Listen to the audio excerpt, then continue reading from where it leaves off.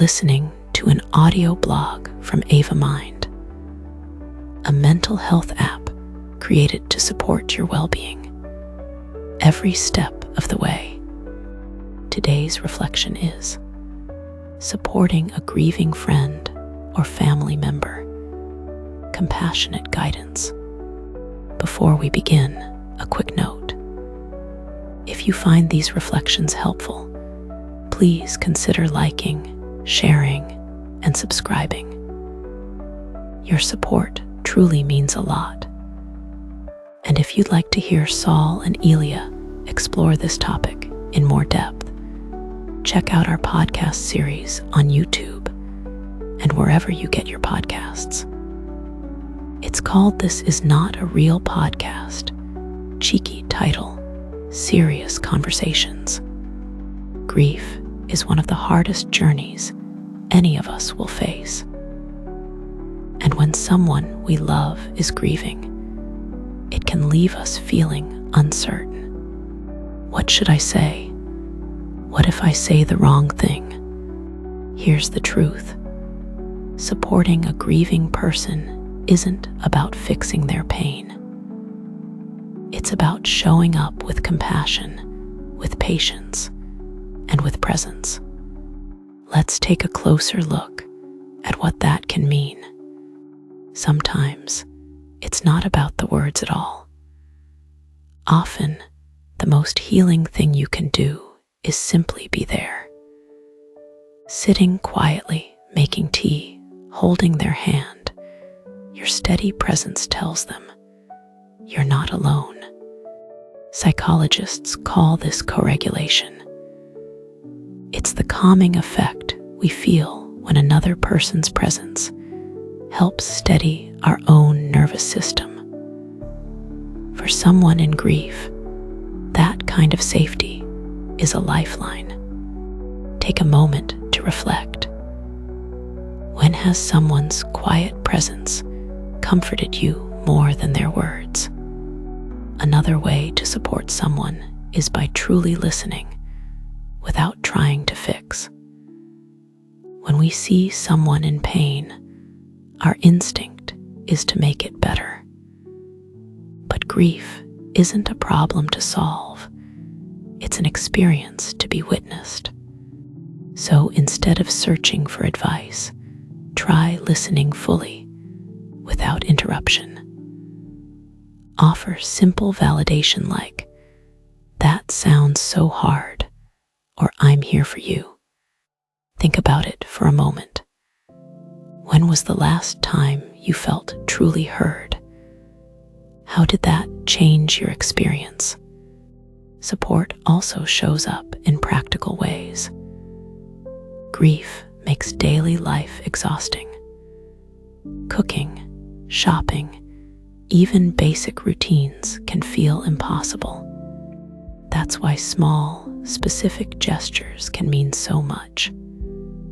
Instead of saying, "Let me know if you need anything," offer something concrete. Drop off a meal, pick up groceries, help with childcare, or send a message on a difficult anniversary. It's these small acts, done with consistency, that really lighten the load.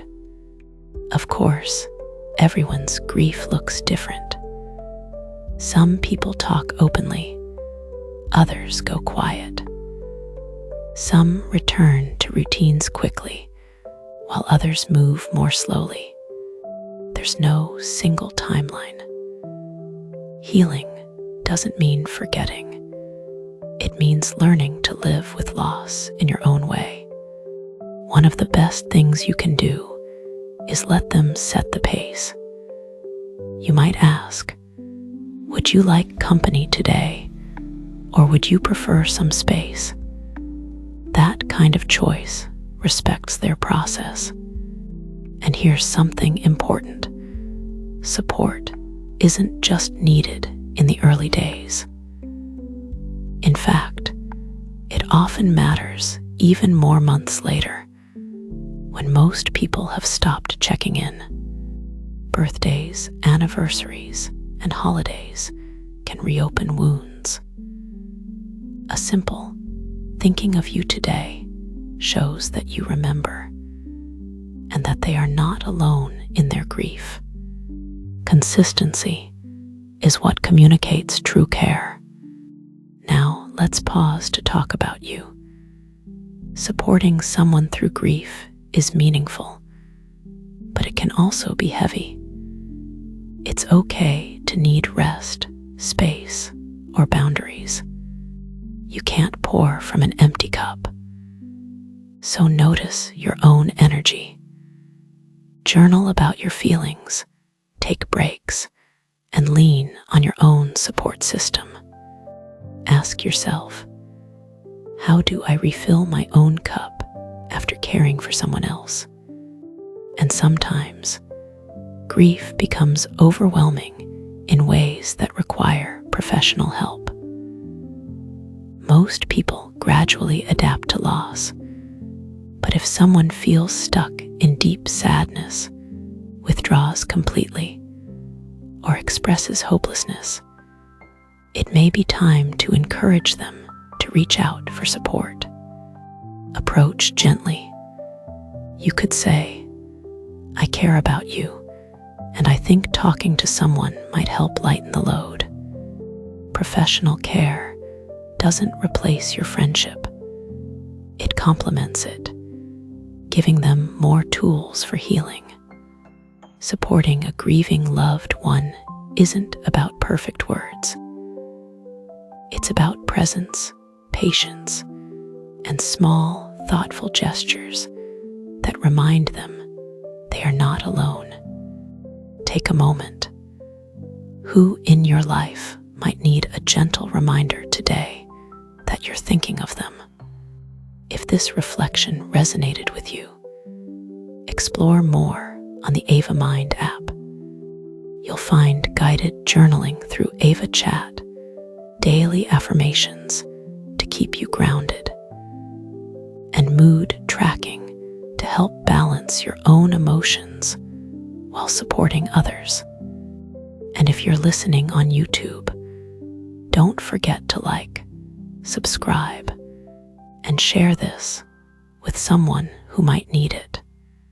Thank you for joining me for this reflection. Take care of yourself and those you love.